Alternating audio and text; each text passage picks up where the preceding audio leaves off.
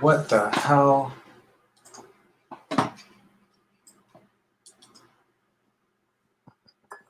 What is going on here? Are we live? We are live. Okay, perfect. Okay. I'm gonna wait to make sure that we're live by the minute I see a few people pop up, because it said to me, Facebook deleted your thing because you didn't start on time. Okay, we're live. Perfect. We got people. So we're here with Mark Raso, Canadian filmmaker, and I wanna, you know what? Just turn away and blush, because I'm just gonna say that I have gotten so much from talking to you. I am so thankful that you actually replied to my random ass email, 4 years ago, just talking about your film and how much it had touched me. And I think it's really fascinating to know that. Okay, sorry, I'm getting all these like little pop-ups because I'm not live everywhere. Just give me 1 second to. What the hell is? Okay. It seems we're going to be live in 3 places and not live in others. Okay, cool. Yeah, so it's so humbling to me that you took the time to actually respond to me and have a conversation with me about Copenhagen, which was a film that I connected with heavily because it was on Netflix and I absolutely connected with it. I loved it. And then you did a workshop at Pendance, and people are still thanking me for thanking us for putting that together, because people learned so much. And you know what? I'm the saddest person in the world because I didn't get to attend that workshop. So I had to take notes. I had to take notes from people who actually attended, and I found it to be so insightful. So I think that you have a really interesting way of not only seeing film but also explaining it. So that's why I'm so happy that you're here today, and that this interview and this little conversation can hopefully spark some ideas in people's minds as we discuss things that you've done right. And once again, the blushing can commence, because I don't think that a lot of people have done more in the last 8 years. I mean, we're talking 2012 to 2020. I mean, Student Oscar, 3 feature films on Netflix, and it's not just 3 feature films on Netflix. 3, at least 2 that I have seen are good and really good films that come from something personal, and they feel like they have a resonance and they can connect with an audience. I watched Copenhagen last time, maybe 4 years ago. I remember every scene, so it connects for a long time. So, well, thank you. First of all, thank you. Nice to be here. It's nice to, I don't know, I think it's cool today that something that I didn't have when I was trying to figure it out, but to be able to connect with filmmakers, I guess social media and email even and whatnot, to, for people to reach out and talk to me and be able to meet. And if I can give someone a little nugget that they find useful in their aspirations to be a filmmaker, then it's great. I want to, off the top, apologize for the hat. It's COVID hair. It's been a year since I had a haircut. So I just can't show it to anyone, my hair. You know what? I gave myself a haircut, and I'm broadcasting that on everything. And I swore to God before this festival started that I would get a proper haircut, but I just didn't have time. It was, either put the films up and actually program or get a haircut. And I chose to put the films up, so let that be a sacrifice that I made as a festival programmer in spite of vanity. Yeah. So yeah. No, I consider. I think I'm gonna blur my face when the recordings do come out. I'm just gonna blur my face. And I was a very tired person, but I was thinking of doing the cat face thing. Doing the whole thing with the cat face. I think that might make this really interesting. Yeah. So I do have some prepared questions for you, and I know that sometimes these conversations do bleed into a screening. So to anyone watching, if you do have questions for Mark, I'm just going to put it right here. If you have questions, just type them. Even though if we don't get to them right away, we're going to get to them before we close. So if you have questions, ask. Okay, at any point. So I have a bunch of questions. So my first question is the artist business gap, right? Everything in Pendance so far has been talking about the intersection between art and commerce and how to merge the two, because I think they're both important, right? Understanding both sides is important, because if you don't understand the art side, you don't really have an audience. You don't understand the business side, you don't have money. So, I mean, you need both. So making things that are commercially viable whilst being personally relevant, how do you walk that line? By far the hardest part about being a filmmaker, by far. Like for me, nothing comes close to that. It's by nature, you know, I can't sit with pen and paper or sit with paintbrush and paint and an easel and create. I've got to get it funded, right? And people have to want to be, or have to be interested in making this. And oftentimes their goals, always to make money, differ from your goals, which is, you know, to tell a personal, creative story, something meaningful, get it out there, try to maybe change things in a small way or big way, whatever, create discussion. So it's hard. It's really, really hard. I know the freedom I had on Copenhagen was great because it was financed for so low that they basically gave me like full creative control on it. And it was a wonderful experience. One that I've yet to replicate. My films that came after have been bigger and a lot of fun and great experiences, but there's always someone to answer to, and that's really, really hard. I think Awake, the last film I did that's coming out at some point this year, we're not quite sure when because of, you know, Netflix's schedule got upended by the virus, but that's fine. You know, there's a version of it that I would say is like 10 minutes longer that I would have loved to have. And, you know, that's not the version I'm presenting. So really for me, it's about drawing a line in the sand and saying, can you still make a version of the film you want to make that makes you happy, that you don't feel like you're giving anything away, that, you know, you're not, that you're proud, like 100% proud of? Like, can you make that version still with considering what the studio wants that film to be? And it's finding that line. And if you can't, then you have to like walk away, because you're putting a year or 2 years of your life into something. You can't like possibly be making something that you don't fully love and want to make. So it's finding that line, and it helped with Awake that I wrote it and I knew the story I wanted to tell. And there was like a slightly, you know, there was a version of that I could make that would satisfy Netflix and satisfy myself. And, you know, that's the version we made. Kodachrome as well. It was tricky, but, you know, in the end I got to that version. So that's really like how you navigate that line, is you have to work with them, but you know, you have to have that, you have to be firm. Like you can't give away your vision. As long as your vision is still being portrayed, it might not be portrayed the way that you wanted it to originally when you wrote the screenplay, but as long as that vision can come across, then you collaborate and make that happen. But it's tough, man. It's tough. Well, you know what, you talked about beats, you talked about directing beats and story beats, and it opened my mind up to research this further and to learn a lot about it over the last 2 years. And, you know, it comes up a lot in conversations with filmmakers. I think yesterday at Dinner in America, we were talking with Adam about how past 85 of his film and past 86 of his film, it was like frames that were being moved. That was literally the difference. So when you're talking about 10 minutes, right, like that's big in terms of, you know, like in terms of what are you guiding the audience on, because there are arcs, like story arcs and character arcs, and you know, to cut out a character. Like sometimes I've heard this bit of a horror story, you know, where I was talking to a director and they said they cut out a character that they didn't like, but they didn't realize what that character represented to my main character.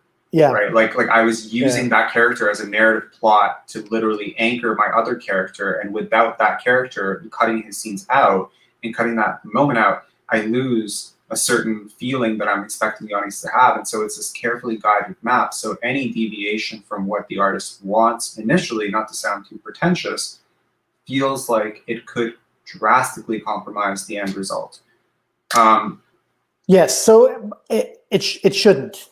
I mean, it shouldn't, right? So you have to find that fine line where it doesn't. And I know with Awake, it's not I didn't change the story that was told, but just perhaps the rhythm in which it was told is slightly different. That's all, and it's like, I personally maybe would have liked to spend more time with our character at the beginning of the film and just get to know them a little bit more. And instead, it moves a little quicker, but that's fine. I still really, really proud of the movie. I still think this version works really, really well. I know it's hard because no one's seen it. And we'll revisit it in the future when people have seen it. So, but, it also, like, I think not being precious is key to being collaborative, right? Like, literally, my advice is try everything. It's just time. If you have the time, try everything. And then trust your instincts. Because sometimes you think something's not going to work, so you don't even try it. But in actuality, if you try it, it's actually, and be and be confident in yourself enough to admit when you're wrong as well, right? Like, so it's just a fine balance, but it's all about like that gut instinct and that like that confidence in that, like, as long as you're telling the story you want to tell. This is not on our questions list, so I'm deviating just a little problem. bit. But how do you earn the trust? So one of the things I've been realizing is that when you meet the people behind fantastic films, more often than not, they turn out to be pretty fantastic people. It happens a lot. It's surprising how often it doesn't happen, because it's just and I think that there's a ripple effect of being the type of person that people can trust, as a director especially, because people are looking at you and saying, like, okay, you're in charge. What? And I think being someone that you can trust, working with a director that you can trust, you as a crew member, as a DP, as a above the line, below the line, as an actor, I think it allows you to just focus on your job because someone's kind of got your back. So how do you get that trust? How do you build that trust? It's kind of funny because probably the answer is like, be trustworthy, right? Be trustworthy, which is be honest. You just have to be honest with people. Honesty goes a long way. And, I don't play games. I don't try to manipulate. I don't try to create a situation where I'm getting this by doing this. And, that's a way of doing things. It's a way of getting through life. But really if there's an upfront honesty, like, people can handle it, and then they know, okay, there's something here. And so that's really what I would recommend. It's just, it's be honest, be trustworthy, have the discussions, even though they're uncomfortable, and see where that leads you. I'm gonna let an audience member ask a question here, because it honestly, it's better they come from them than me. And it's pretty much the same question I was going to ask next, is what made you do a sci-fi film? I love sci-fi. I've always loved sci-fi. It's one of my favorite genres. It's weird because you're looking at a career that you mentioned off the top. It's been 10 years or whatever since Under, and wow, it's gone by fast. But 10 years ago, there's no one who's going to drop the budget of Awake for me to make a sci-fi film on a first-time director, or so really, it's something I always wanted to do. It's just now I'm able to do it. I'm in a position, and my career has gone very A to B in a weird, very, very weird way. It's almost what they teach you, like, it's like comically what they say you should do, which is like, make a short film that's good and then have a script ready to shoot. And then off that script, so it's like from Under was it wasn't sci-fi by any means, but it was a little bit more of an intense drama. And then Copenhagen I had ready to go. And then off Copenhagen, I got Kodachrome, which was higher budget. So it's just about building up, each film I've done has been higher in budget and bigger in scope and longer days. So really it was like, I would have done this film 10 years ago if I could have. But, the reason I made Copenhagen was because we had to make I wanted to make a feature film really badly. I'd made a bunch of short films, maybe 10 different short films. And I felt like I was ready to make a feature film. So I had to write something that was like simple to make in theory, which was two people in the city. And now it turned out much more complicated than that. So, and then people see that movie and they're like, oh, this is what the guy does. He does these dramas. And that's why I did Kodachrome. So, you're fighting to get out of that, getting pigeonholed. But yeah, like I'd love to do even like bigger sci-fi if I could. Like this is, are horror films in your palette? Because weirdly enough, I think you'd be really good at it. Yeah, it's funny. I'd love to try. I don't do well with horror. Like, I get scared. Like I get scared. They're not worth the thrills for me. Like sometimes I'm like, so, but I do love a good horror film. Like, and I do have it. My like manager and agent are like looking for something. If it's character driven, there's some out there that are fantastic. Yeah, I'm not talking slasher horror. I'm talking like really thoughtful, character driven horror. And I think I think genre is a strange way for the audience to understand a film, or for broadcasters to market it. I don't necessarily see genre that way. I see sci-fi elements like when I'm watching when I'm watching a suspense, like something that someone would call a thriller, suspense thriller. Okay, well, there's comedy in that. There's horror elements in that. I think that's something that makes Spielberg kind of special, is that there are horror elements in all of the films that are not necessarily classified as horror. Jurassic Park, Jaws, those are not technically horror films, but I think they operate along a lot of the same lines that horror films do. So I think people are silly to limit themselves to any one genre and to pigeonhole themselves and say, okay, well, I'm specifically going to just make dramas that feel like dramas. Like, why not bend over? I think it's super cool, and I think that's why shorts are so interesting, because shorts, in Pendants here we have shorts that are blending animation, documentary, blending genres that way in a very creative way. So I think it's very cool. Oh, we have one of your lifelongers from one of the last years of Pendants. You were happy about your movie getting to Netflix, but were really conflicted, and you inspired me to just do it. Thank you. Is that factually correct? I wasn't in the workshop. Was I conflicted? Conflicted, maybe. I don't know. Netflix comes with the thing you lose with Netflix is theatrical, right? You lose theatrical movies. So maybe at the time I was like disappointed that wouldn't happen. I think it's funny how the world works, right? Now no one's doing theatricals. But yeah, no, the Netflix experience was great overall. I mean, it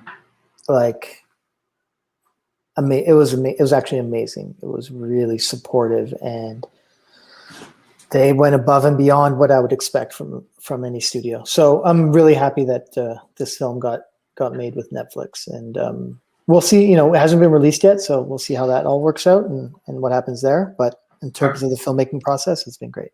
I've heard very similar feedback from a lot of filmmakers who've worked with Netflix, is that it feels like an extremely collaborative. The artist feels respected. Their vision is, of course, there's going to be producers and there's going to be people who are going to do, handle your marketing and publicity. And you know what? If anyone is going to handle your marketing and publicity, let it be Netflix. Who better to handle it, right? Yeah. So.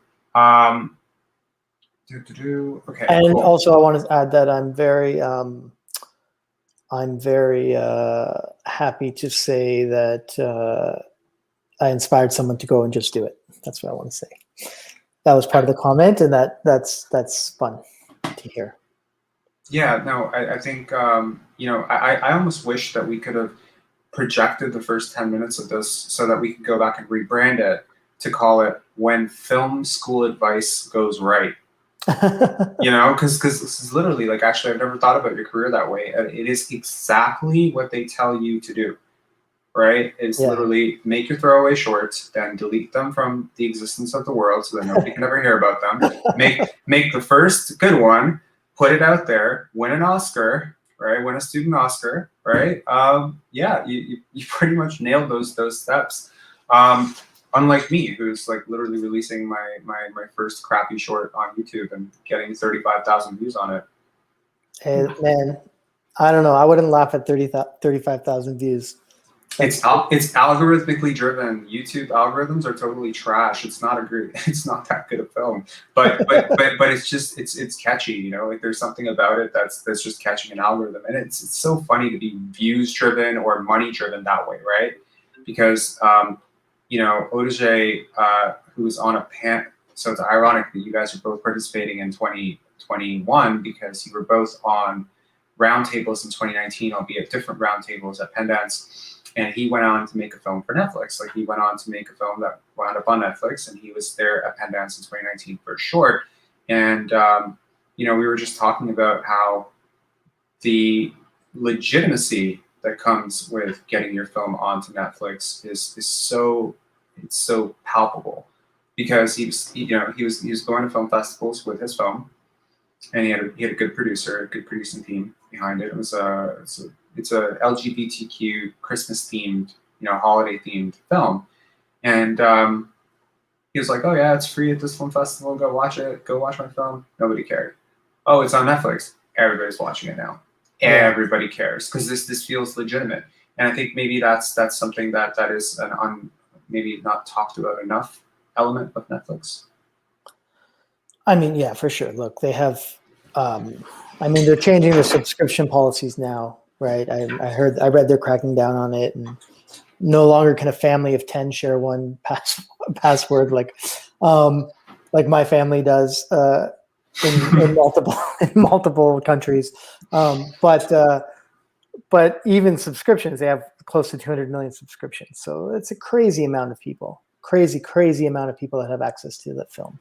Hundreds of millions of people, right? So I think it's very different to be on Netflix like you're on Netflix, and to be on Netflix like a lot of other films are on Netflix, because people do get buried.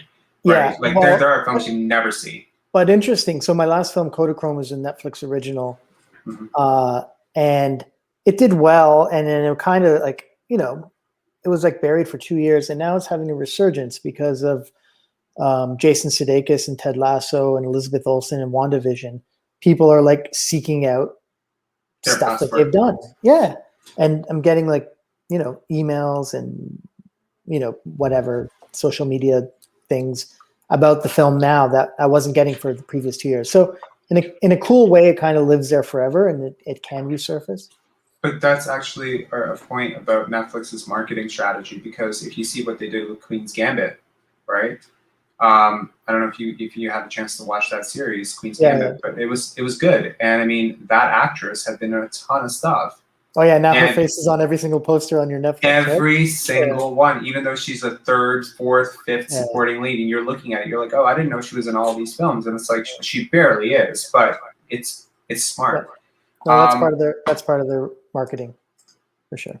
Yeah, I mean, honestly, I'm hearing an echo. For some reason. Why am I hearing myself talking? Okay, so no, I'm still hearing myself. Can anyone who's listening tell me if they're hearing an echo with me? Because I'm hearing an echo with me. Do you have to speak? I'm good. I don't hear anything, but. Okay, I'll try to unconnect. Okay. There's a 6-second delay between when comments are typed. Okay, I don't hear an echo anymore, so hopefully that's gone. No, I think algorithms drive me crazy, personally, because I know that, and yet I know that they're effective. It's catch-22, right? Like I wish that you could just say a film is really great, and the people will be like, great, okay, I'll go watch it. It's really great. It'll connect with me, but it doesn't work that way. It has to be hypey. It has to be, you know, trending. It has to be pushed. It has to be marketed. Genre blending. I asked you this question. Someone else asked you this question. So, what should a filmmaker prepare for as they jump up to bigger projects? So, more cooks in the kitchen, hard deadlines, different takes, less control. You've already touched on this a little bit, but do you care to elaborate? Yeah, I'll elaborate a little bit, but it's all of those things. You know, it is collaboration, much more collaboration, and the hardest part is like you do not have final cut. You don't. The person who pays for the movie has that. And in theory, they could take your movie after you hand in your director's cut and do whatever they want with it, which is terrifying. It's a terrifying thing. It hasn't happened to me. But in theory, that's there, So you have to go through every step of the way, just making sure you feel good about everything and you feel confident that you're working with the right people and that these, it's just about building those relationships, because the worst case scenario is a disaster, is like, which is you lose something that you've put your life into. It doesn't happen often, but I know people it's happened to, like where like they wanted to take their name off the film because the producers just took it at the end and just changed it, completely. So that's, for me, that's like the hardest, the fact that someone could do that is the hardest thing. But overall, like going to higher budgets, yeah, it's basically more collaboration. It's a lot of fun though. You get to I did say there's downside because you have less control, but in a weird way, you have more control because the stuff you get to do is like just crazy and wild and stuff you never dreamed of. And, we have some special effects and VFX and what we did in Awake is like super cool stuff that like, I'm so happy I got to experience. I think those are all fair points. Have you ever considered just not shooting anything that you don't want in the final cut? Yeah, that's what I do. So, they wanted to do my last film with 2 cameras, and I was like, no. So we ended up having a second camera there, just to pick up stuff. But like, the best way is to know what it's going to look like before you shoot, because you don't. There's a number of. It's funny because there's a number of these little like one take, whatever they are, 90-second to 2-minute little moments in the film. Because it's like, this is what's going to be in the film. We're not going to shoot anything else. You have to be smart. I mean, you also have to be smart. You can't do it in a stupid way because you can really bone yourself and be in a really bad situation. If you don't, if you're not covered, so to speak. But yeah, you can strategically do stuff like that for sure. Does it matter if your film goes straight to stream without a theatrical showing at all? Like, I mean, I know that we can all get very precious about this, but like, and there's a follow-up question to this, that what can smaller, I'll leave follow-up for after you. Yeah. It's ego, it's all ego. With Kodachrome, I was fine with it. We premiered at TIFF. I got those like 3 screenings there, and then we did like a premiere in LA where we got to like get together with the cast and crew and stuff. So, for me, that's what I want. I want the ability to like sit down and watch the film in a theater with the people that made it. Whether it goes on to have a theatrical release, it would be nice, but at the end of the day, the world's changing, so can't control it. It's not how films are being watched these days, and just accept it. Well, I mean, isn't it a different film though? Because I mean, 5.1 sound in a theater, properly balanced, DCP, not on a cell phone. I mean, same film, different experience with it. I'm sure you have different experiences watching it in different ways. Watching a film it would drive me crazy if someone watched one of my films on their phone. It would drive me crazy. I don't want to know. I don't want to think about it. Computer is like, but they have. Of course they have. And you know what? Yeah. I've watched plenty of movies on computer, and I'm sure those filmmakers aren't too happy about that either. It's just the way it is, and I think I personally, like before COVID, pre-COVID, would make an effort to go see the films that I was really excited about seeing in the theater. And everything else I would watch on my TV or on my computer. It would be nice if people had the opportunity, but honestly, man, I'm just so thankful that I get to like make films and people get to see them. That I'm not gonna split hairs over that.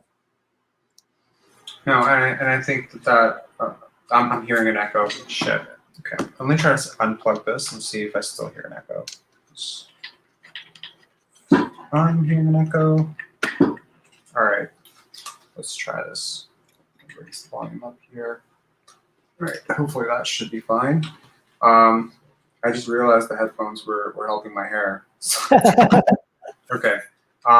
Yeah, so if anyone hears an echo, please just let us know in the comments so that I can adjust, because I don't want to ruin the recording, because, you know, fix it in post and all. Okay, controversial follow-up. What can smaller distributors, independent studios, theaters, regional film festivals do to compete with the growing gap between themselves and major streaming services like Hulu, Apple TV, and Netflix? I don't know how much I can answer that, except to say I think you're doing a good job at it at Pendance in terms of festivals. Is, you know, offer alternative viewing, maybe give a voice to the people whose voices might not be accessible on these platforms. And I'd like to believe there's an audience for that. You know, I don't know. Times are crazy right now, but I think when things get back to normal, I think that's the hope. Like, the reality of making a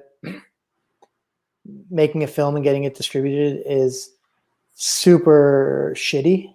You kind of have to have a recognizable face to get your film seen and picked up by one of these things, and like, that's just the name of the game. I'm hoping, like, in my dream is that filmmakers can, like, put their films on YouTube or put their films on, you know, Vimeo. And I don't know, I see some hope with this NFT thing. I think, like, maybe if filmmakers can recoup, you know, sell an original, recoup the financing on it, and then just put it out there for people to see. Like, that's a cool model that I would love to see, you know? I don't know how realistic it is, but I think, like, it is hard to compete. Like, it is hard to compete. Now, you just got to, like, I don't know, we did it with Copenhagen. We found a way. But again, I think, like, festivals and, you know, streaming, if you're Canadian, you know, you can get it on they're looking for Canadian content. You know, networks are looking for Canadian content. It's part of their mandate. So there's a greater chance of you getting your film up on a Crave or something than there is, you know. So there's different avenues. I don't really, it's not my field, so I can't dive deep into it. But if you can get your film out there, just get it out there. You know, that's such an unpretentious perspective on it, and super pragmatic. And I've been trying to get myself around to feeling that way.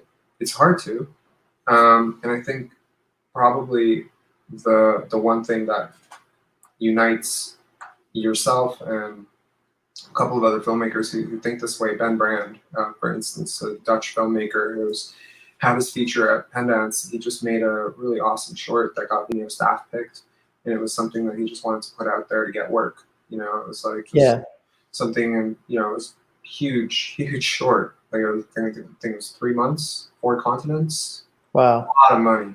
It's crazy ambitious short, and it's you know, it was one of those things. And he said, I just want to put it out there. I just want to get it out there to, like, 300,000-400,000 people at once. And I think that there's an impact on that, you know. And yeah, like, at the same time, you know, my short that that aforementioned short that got 35,000 views, I submitted that to close to, what, 40, 50, 100, 200 film festivals, spent a ton of money, went down to Gasparilla with it. That was the short that I was telling you about in 2018 that I got into Gasparilla with, and went down there, saw it with an audience of 5 people down there. You know, it was fun. A nice afternoon screening. But I mean, yeah, you know, short films are not, like, look, I have Under was a really successful short film that I did. We even got like a distributor attached to a short film, which is crazy, and it made whatever, a few $1,000s, you know. Right. And it's like now I think I put it up on Vimeo. I should put a link somewhere, but yeah, I put it up on Vimeo because it's just like I'd rather be on Vimeo than in my desk drawer, you know. So let's like let people see it. And that's why we make movies, and you're not going to recoup financing on short films. It's not about that. It's about growing as a filmmaker, and telling stories. So I think the minute you put anything out there, you open yourself up to receive feedback for it, and yeah, that's important. And the art itself has a life of its own where it can impact people. So I think that is important where you're hitting on. Biggest lesson that you took away from each of your first 4 major projects, so Under, Copenhagen, Kodachrome, and Awake. So I guess one each. Yeah, I don't know. Okay, I don't know if I remember back, but I think if I reflect back on like maybe what I've done to this point, there's some lessons that I've learned, and maybe that will be helpful. I mean, the one common thing is to prepare. Like, that's like, I can't stress enough how much, the time you have before you are on set shooting your piece, it's not infinite, but it's a lot of time. And the time you have on set is very limited. You got a day that you got to make, and you got to get out of there. So do all the work before you get on set. Like, that's just the best advice. I've done it on all my films. You can't prepare enough. Doesn't mean you can't go off book and off script, but just know your shit inside out, so you're ready to go when you get to set. Can I quote you? Can I give you a direct quote of an? Yeah, because I interviewed you in 2016, and I asked you a very similar question about what pragmatic advice would you give to filmmakers. And at that point, your wording of this has stuck with me so many times that I've literally repeated it to hundreds and hundreds of people. It said, you said pre-production. That was a direct quote. Yeah. So that's exactly what you're talking about right now. That's what I'm talking about. Yeah, because pre-production is limited in itself. There's so much shit going on, thousands of questions. Like, you're getting into costume and wardrobe and props, and all this stuff is taking in location scouting. It's all taking your time. But so pre-production. I thought you were gonna say something like, I told you, like, don't prepare, preparing's for idiots or something. No, that would not be consistent. No, what you're saying. Yeah, so that's one lesson that stuck with me. And then, I don't know. They've all been enjoyable experiences. I've had a lot of fun, so have fun. If you're not having fun, don't do the job. Not just in film, in life. And that's life advice. If you don't have fun at work, that's probably not the best job for you. So you should enjoy it. Sorry, what was the question? What lessons? No. What was the biggest takeaway or lesson from each of the first 4 minutes? Let's just break it down. Like, what's the biggest thing you learned in Under? You say pre-production with that? Yeah, pre-production. Okay. What about Copenhagen? Same thing. Although Copenhagen was really cool, because as much as I did that preparation, I also got into like such a groove that I've never been in on another film, where like I wasn't even looking at my shit. And maybe it's because you learn it so much that you can forget it, or it just goes naturally. It's like, I think it's like, I don't know, my kid's like really into soccer right now, so he's like learning all these like little skills, these little, like, how to like put the ball behind his whatever and do these things. Yeah. And I think it's kind of like that, right? Like, the preparation is like that. Like, you're preparing, but then when the movie starts, it's like you're on the field and you don't know what's going to get thrown at you, and you don't know which move's going to come out and how you're going to do it. And I think that's kind of like, that's the groove I was on in Copenhagen. So it's also let go. It was letting go of my preparation, which I know sounds contradictory, but it's not. It's part and parcel, and it's one of the hardest things. Also in film school, it's one of the hardest things, because you're fed all this technique shit and what to do and how to break it down. But really, like, inspiration doesn't come intellectually. It comes from like the gut, right? It comes from an emotional place. So it's like trusting that you have it all in you, and then just letting go of it. if that But makes sense. I think it probably makes it easier to let go of preparation when you've already had preparation, right? Because you Exactly. make a choice to say, in this moment, things that I've already Yeah. thought of, but probably it makes you feel a lot more secure showing up to set with the game. 100%. And if you're fucked, if you're you've prepared for that scene. Like if it doesn't get, if if your inspiration is drawn a blank, if you don't understand it, you have your book open, you're like, oh yeah, this is what we're going to do. Boom, done. I'm good. So yeah, Copenhagen, Kodachrome. I don't know. I think just it's. I don't. Sorry, I wish I could answer this question better. It's just like it's really just like about being in the moment, enjoying what you're doing, have fun with it, prepare. Enjoy it. It's precious. That 1 month or 2 months you're shooting is precious. Enjoy it. That was a very fun time I had. Cool people were working, like Ed Harris and Jason Sudeikis and Lizzie were like just fun people to be around. It was a fun time working with Alan. He was a good friend of mine. Yeah, I don't know. I think. May I offer a suggestion Sure. Yeah. the value of collaboration? Because Yeah. with Agatha, you worked with Alan, on 3 straight films, and probably I'm assuming that relationship and that sort of symbiotic relationship, the communication just got better and better. And that's something I'm hearing a lot in these panels, these Q&As, is how much it matters, like how comfortable you feel working with people and how much communication matters in post and on set. Yeah.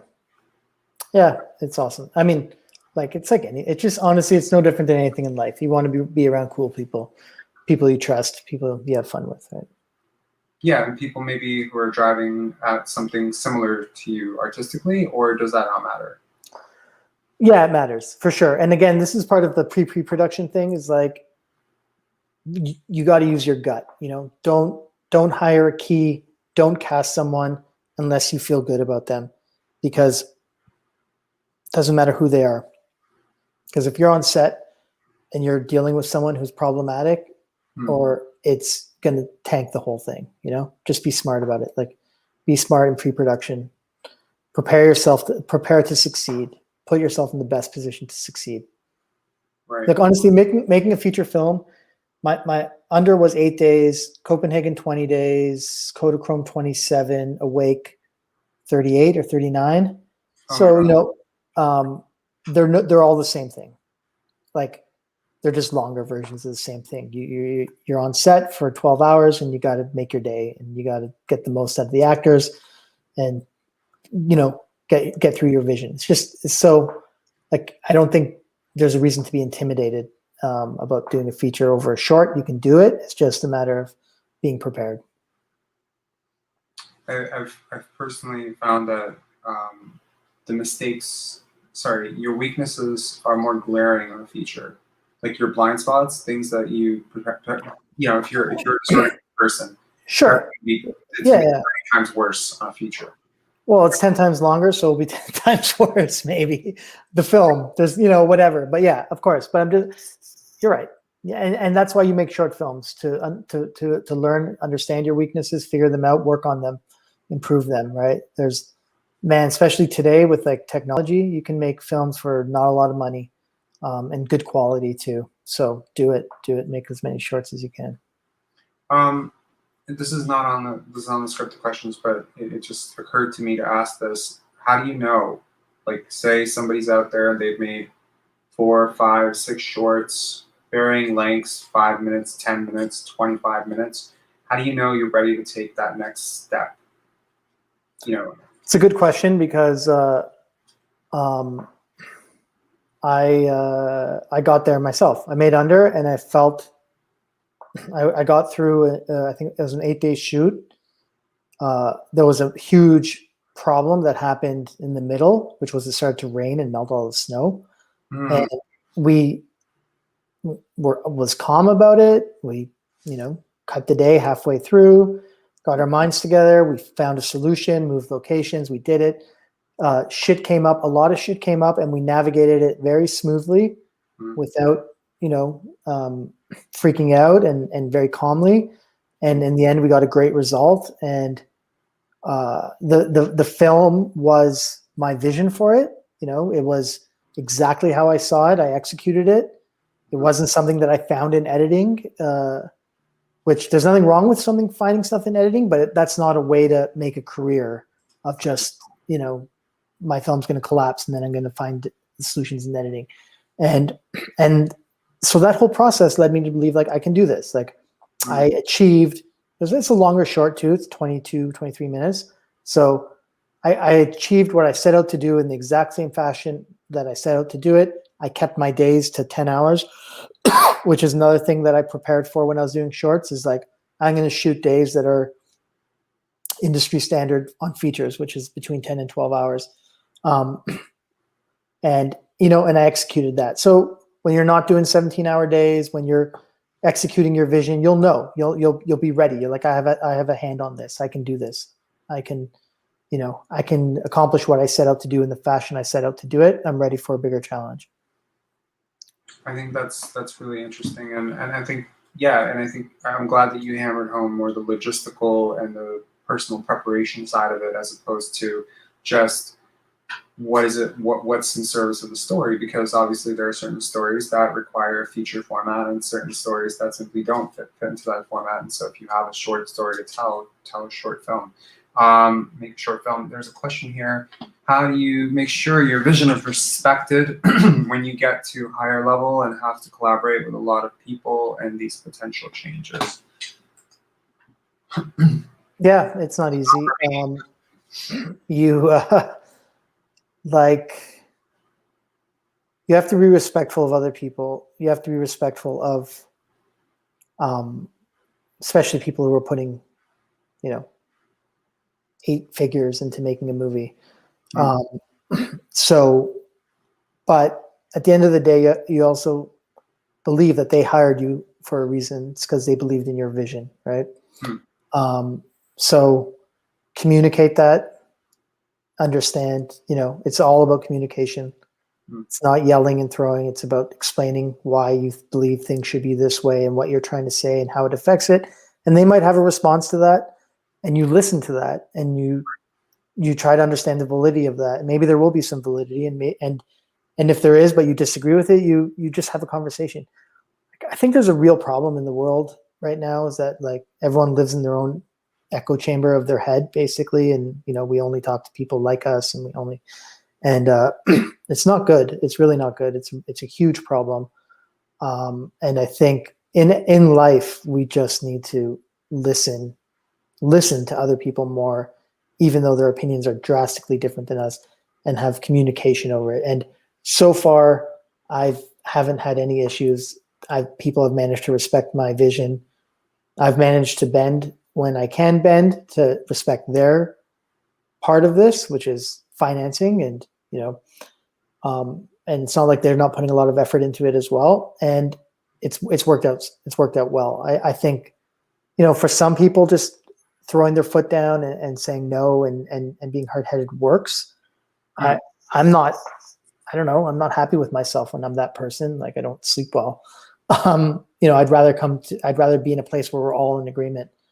And so it's just about trying, and there's things, like, let's say there's 5 things that are issues, right? And there's like 3 of them are like, I'll draw a line in the sand and be like, no, this is like my vision. This is what I want. This is, but the other, I'll give, like, sometimes you have to give them the other 2 and say like, okay, let's find a version of this one that works for me and you. So, I think that's a brilliant answer, because, a lot of people think that you can just walk in and just demand everything and run over people. But then you get people shut off, right? Yeah.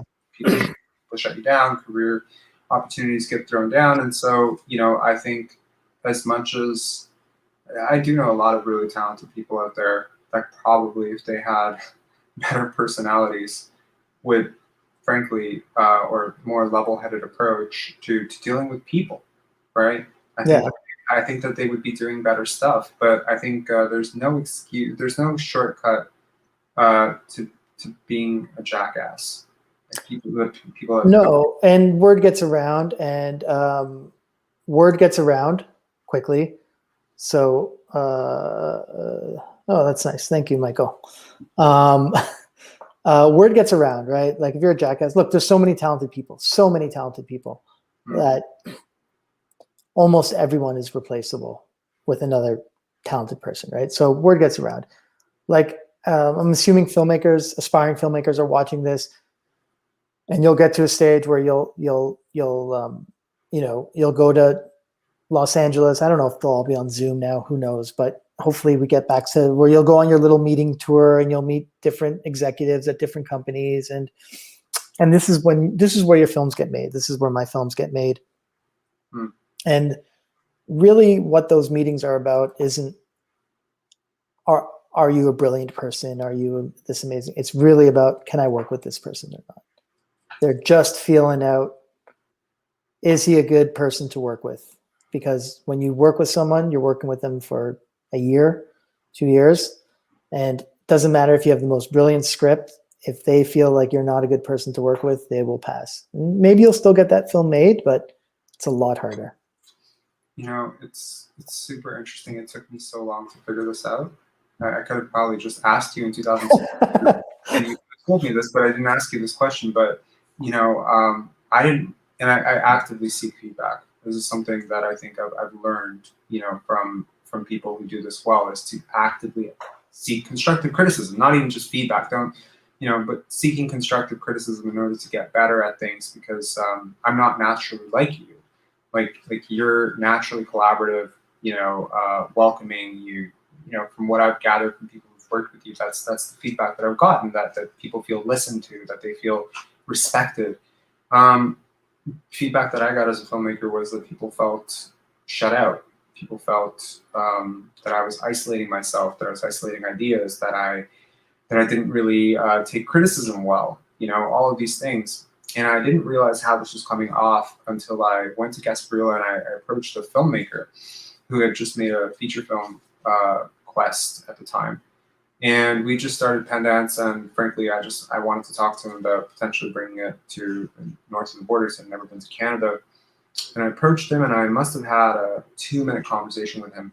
And he gave me feedback on that 2-minute conversation, this 2-minute interaction, which literally was me telling him how I felt about his work. I was in a really weird place at the time. I was wearing exactly the same hat you were wearing. I had exactly the same length hair you were wearing, except I had a beard, and I was in Florida, and it was hot. So people were not respecting. My hat was a lot thicker than yours too. People were like, "What the hell's wrong with this guy?" And he told me, like, no, he said, I knew from working, like from that 2 minutes that we spent together, that you were going to be a headache to work with. And I was like, God damn it. And he was correct in that moment, that I was just in that space, you know, where I wasn't able to see what I was doing and stuff. So I think about how many people we meet on a day-to-day basis, and how many doors open to us on a day-to-day basis, right? And how many of those we're shutting down on ourselves because of the way that we're presenting ourselves, or perhaps the energy with which we're carrying ourselves. Maybe we're very shut out, we're very boastful, and people don't want to be around that. So it sounds crazy to conclude all our panels by ending on a, be a better person. You want to get ahead in the film industry, but is that pragmatic advice? Yeah, I mean, look, there's an authenticity to it as well, right? Like, I don't think you can fake being someone who cares if you don't care. Like, it just will fall apart, right? So I think it's about asking the internal questions about, like, for you, Robin, I don't want you to put you on this isn't a therapy session, but it's like, it's asking, like, why am I shutting people off, right? And once you can answer that question for yourself, then you can understand it and work towards it. But I think that advice is great. Look, I hire I don't know, 12 keys or something, 12 head of departments, and all the people underneath them. Resume is one thing, that gets them in the door. It's their vision, and can I work with them, and can I collaborate with them? Yeah. That's all it is. Doesn't matter what you've done. If you've won 12 Oscars, if I think I can't collaborate with you, if I don't want to be around you, I'm not going to hire you. Other people will, and that's fine. I just don't want that shit on my set, And I think a lot of people are like that. So I'm finding that to be very true. I'm finding that, as you get over yourself a lot, work on yourself, get through all of your hangups, your insecurities, because really all of it is, it's tying together a panel that we had yesterday with a filmmaker who was talking about a film that she'd made about, it's called the state of Texas versus Melissa, and won best documentary at Raindance. So it was a Pendance yesterday, and the filmmaker was on talking about how incoherent a response feels because we don't understand it. So this woman had been put on death row for murdering her child, but she didn't do it, right? And it was just, how do people read the response of a human being who's acting that way? So it's not only about what do you intend to do, because I think there are a lot of people out there who maybe railroad people, put people off with the best of intentions, right? Like they're trying to, they're trying to create something, but in the process of that, there's another side of it, which is how is it being received, right? And I think that's something to work on for everybody, is to constantly understand how your behavior is impacting others. Like maybe you're super friendly, right? If we're told to be social, we're told to be, welcoming, and maybe there's too much of that, and maybe you're setting people back. Like, whoa, too much. I don't want to be around this shit either, right? So as you said, I think to conclude that, it's like you can't bullshit it. Like you have to actually, look, and that's what I said. Like I think I started off the top is like, be authentic. You're like, how do you gain? You asked me how I gain people's trust. Just be yourself. Be yourself. Be honest. Trust other people. I probably to a fault, I'm naive in my trust of other people. I just believe people. People tell me shit and I just believe them. I'm like, okay, yeah. Like I don't understand why someone would lie. But it's just be yourself and be honest. Honesty is, you tell the truth, you make it someone else's problem. That's a good saying. It's not your problem anymore. What's that? That's a great saying. Yeah. Wow. Okay. You can, and the last, I don't know if we're wrapping up here, but the last thing I would encourage filmmakers to tell the truth in their work. I mean, to expose themselves, so to speak. Get into like people. You feel that when you watch a movie, when you hear a song, something that moves you. It's 99 out of 100 times it's because someone's speaking some truth to you, right? Some sort of honesty that hits you. And I encourage people to, and it's a hard thing to do. It's a really hard thing to expose yourself and put yourself out there and let people peek into, what's going inside your head and your heart, and putting that on a page. But I think that's what resonates with people. I think the success of Copenhagen was because of that, going into like a lot of that father-son relationship that I just threw out there, and the other thing, I want to say is like, there's two things that can scare us when we're doing something that's exposed, like filmmaking is exposed, right? You're creating something and then you're sharing it with the world, basically, and so it's you're very exposed, and you can be afraid of failing. Obviously, that's the biggest hurdle in my life was the fear of failing, to the point that you don't try, because when you only feel failure if you give something 100% and it doesn't work, right? But if you give 90% and you fail, you have an excuse. The excuse is I didn't give that last 10%. If I would have given that last 10%, it would have been fine, right?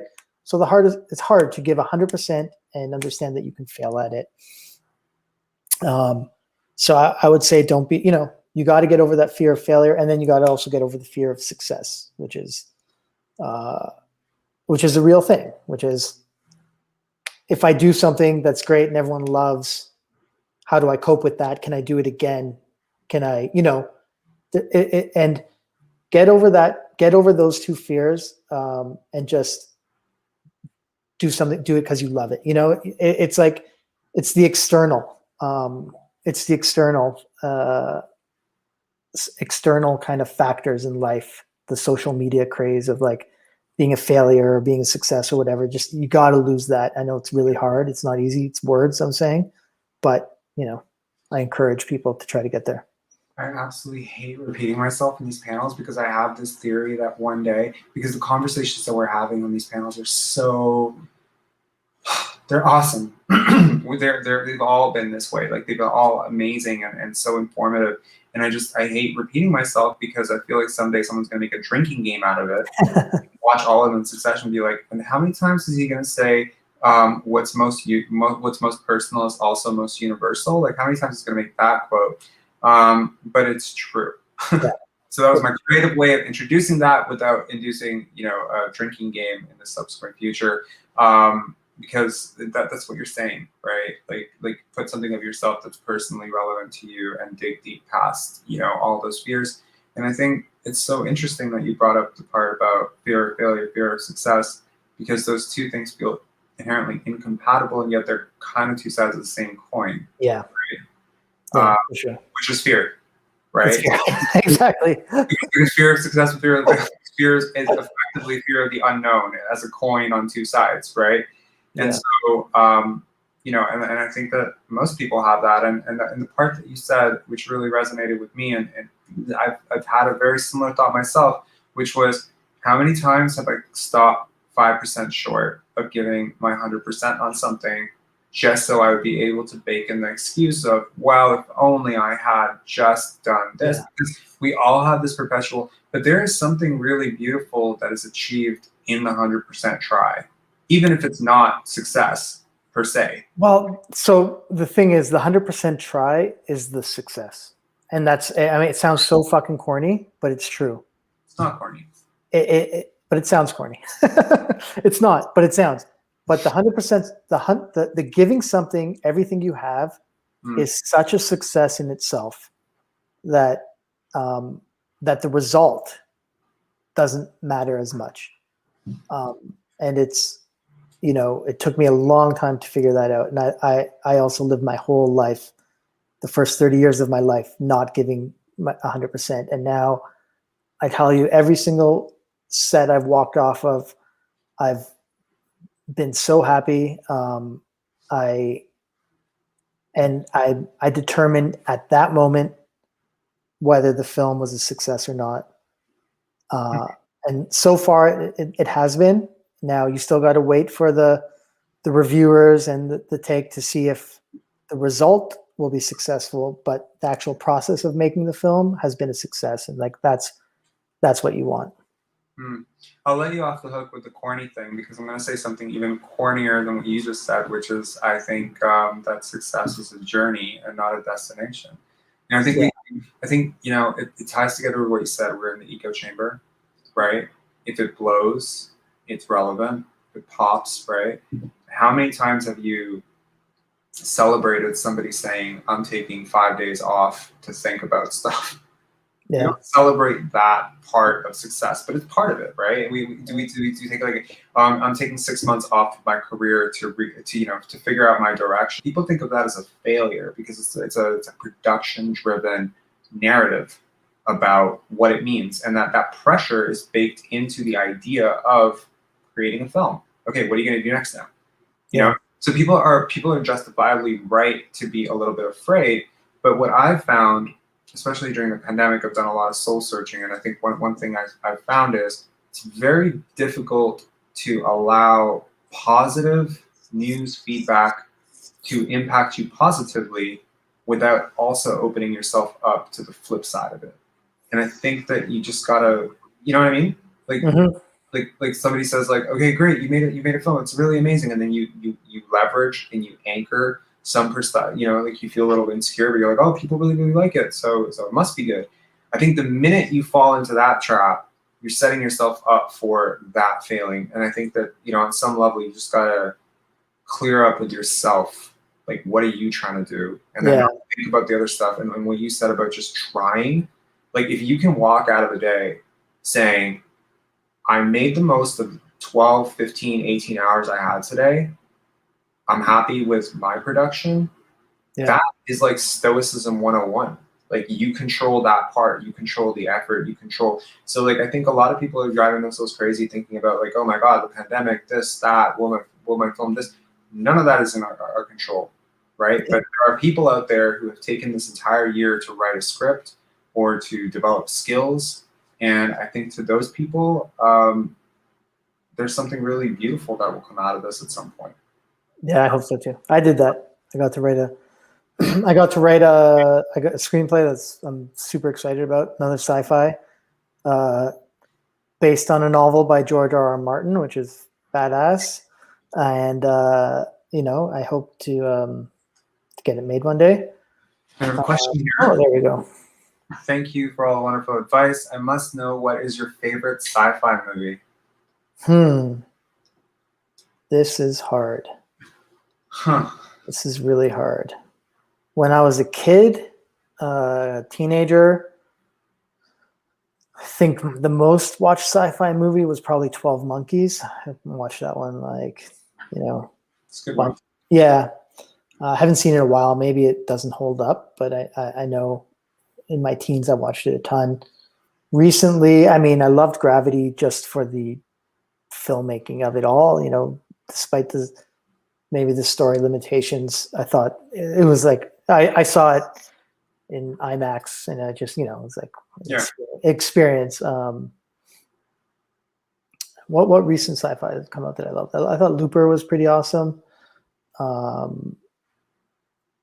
Yeah, I don't know. It's a good question. You a Star Trek fan? Star Trek. I really like the new Planet of the Apes. I thought they did a great job with that. I kind of like the old Planet of the Apes. I don't know. I just like Planet of the Apes. So, but you know, I don't know. Just anything. Like, I did not like. I thought, well, I can say this. It's fine. This isn't being recorded or anything, right? It's just being streamed live. But it is being recorded. Okay, so I won't say it then. But I thought there was a really bad sci-fi film that came out around Christmas on Netflix. I won't name it. I'm going to be Googling this, so yeah. But the thing is, like, with what's good sci-fi for me is if I can get lost in it, if I believe it and I'm lost in it, and the sci-fi doesn't feel sci-fi. You know, it feels real. Like, does that make sense? It feels authentic. Yeah, it immerses you, and it's not like it's not sci-fi skin. It's like really like immersing you into the fact that you're there. Like, yeah, exactly. Happening. Yeah, I'm not a huge sci-fi guy. Yeah. To say it honestly, like it's never been a genre that's super appealed to me. That's a preconceived bias of my own, because I grew up trying really hard to prove to people that I wasn't a nerd. You know, I had little pants that didn't fit, and I had like a lunchbox that was really embarrassing. I'm like, I don't think my social reputation can afford a sci-fi addiction right now, because, you know, it wasn't as cool, like, where, you know, in my groups, in my social groups, and sometimes I think you find things when you want to find, when you're ready to find them. You know, there are certain genres, like I didn't find serious cinema until I was 22. It pains me to say that up until the age of 18, I thought Blood Diamond was the epitome of great filmmaking. You know what, though? It doesn't, it doesn't matter. That's the thing, is like, it doesn't matter. I think film reviews and film criticism is so intellectual that it drives me crazy. And like, it should just come, you should just ask one question. Did watching this give me pleasure? Basically, that's all. Yeah. Right? Yes or no? Did I enjoy watching it? Like, it doesn't matter. If you enjoyed watching it, it's good. And if you didn't enjoy watching it, it doesn't even mean it's bad. It just means it's not for you. In some cases, right? Like, and different. Like we try to say like what's good and what's not good, what's well crafted and what's not well crafted. Well, like we're not in the director or the writer's mind. We don't know what their intentions were. We don't know. We're bringing a shitload of history to every viewing experience, right? So, like, I'm not gonna. I'm very easy on films, maybe because I know how hard it is to make one. Yeah.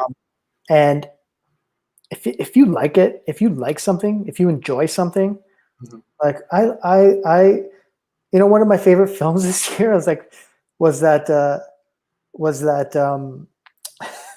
Rachel McAdams, Will Ferrell Eurovision film, Yeah. Fire Saga, whatever. It's because I went. My wife's from Denmark, and I went there when I was like, I don't know, 25, and she's like, "Oh, it's Eurovision." I'm like, "What?" And then she's sitting and I'm watching this Eurovision with her and her friends for the first time, and like my mind is blown at how cheesy this whole thing is, and like that this whole world existed without me knowing it. You have to be born into this. Right? So it's a very big part of my culture, okay? And okay, yeah. So watching that movie, I just was like laughing my ass off the whole movie because it hit personal. Like I don't know what it did on Rotten Tomatoes. I don't give a shit what it did on Rotten Tomatoes. It did. I enjoyed it. It gave me pleasure. So have you heard of the director Adam Ramier? I'm very bad with names. Dinner in America. Okay. So we had Dinner in America on yesterday. This film premiered Sundance opening night Friday, right? And we had it on yesterday. We had the cast and crew on, and Adam was talking about this review about his first feature, The Bunny Game. And it was so interesting because this film came up often in the reviews for his current film, which is being hailed as a masterpiece. It's got 100% on Rotten Tomatoes and stuff, and it's well deserved. And his previous film is kind of being panned, and he started talking about how misunderstood it was, and how it just got a bad rep, right? Like people didn't get it, people didn't understand it, and then critics are sometimes lazy. No offense to any of them that are watching this in the future. No, but they tend to hop on a theme. There's so many that hop on a absolutely. Yeah. This is offensive. Okay, well, how do I write about this being offensive? It's like it writes itself. Like one big critic, everyone wants to. It's a herd mentality, right? Like it's something. And it's like I've yet to read a negative review from Moonlight. I'm still waiting on it. Like it's never gonna happen because it's like it is a very good film, but like I mean, did no one dislike this film? It's hard. So yeah. And he was talking about some of the responses that he still gets to that film. So it's like 12. It's 2012 film, 8 years later, and we were talking about some hit piece that some critic had written that was like 10 pages long, like just trashing it, right? And it just got me thinking. I was like, can you imagine making that type of impact in someone's life with a film? Well, and that's that's an interesting thing too. Is like I experienced it with Copenhagen more than anything else because like a lot of people really love that film, and then like I had people calling me a pedophile and like saying it was one of the worst films that they've ever seen. So, but it's fine. It's like I'd rather get that spectrum of responses than just like okay, that's cool. It's like at least it's making people think and eliciting reactions. Anyway. Yeah. Well, it has been a pleasure having you on. Thank you so much for doing this. I mean, every time that I get to talk to you, it's like it challenges at least 5 or 6 thoughts that I have in my head, and then the way that these thoughts work is that they conceive and then they give birth like 8, 9, 10 months later. So I'll be sure to write you an email in 10 months to let you know how thinking about this changed my mind about something. But thank you so much for doing this. It's really important actually that people hear from credible. I don't mean to elevate or be pretentious or anything, but people who've actually done it, because I think that the message that you can say, I think it's just going to be received differently, than someone else saying it. And I think that it's a really eloquent way that you have of framing things that's very easy to understand. And I'm already getting comments from people saying like, I'm not even into film and I'm finding this so enjoyable. So cool. Yeah, well, super cool. I'm glad to hear. Thank you for having me on. Of course. And yeah, I just want to encourage people who are watching to check out films at Pendance, of course. And if to do that. And if they are, if you are a filmmaker, you know, keep at it, and just try to knock people's socks off. You know, just fucking go for it. I actually, No half measures. And check out Awake. It'll come out some point this year on Netflix. that's the call to action. I'm supposed to like plug that into to the end, and this is why like bigger people won't take my like, these giant behemoths of Hollywood. They're like, we're not going to take this guy's interview because he always forgets to plug the call to action at the end. Yes, please do check out Awake. You know, which will be on Netflix, and I think it's going to be a really fascinating thing to see what you did in this genre space with more time, with more money. I think I personally have been very, very curious about it. I Google it like at least once a month to see when it's coming out and whatever. So I'm glad that it will come out soon. Yeah. Yeah. And by the way, I did tell people that if at any point across 3 days that I ever asked anyone how they felt about Pendants, that I would owe anyone who called me on it $50 because I hate that shit so much. Like, why would I, you know, it's like, so I want everyone to know I did not ask Mark to tell you to go watch films at Pendants, but honestly, I'm going to tell you to go watch films at Pendants. Silly rabbits if you don't. All right. Take care. Thank you. Bye. No problem. Thanks. Bye.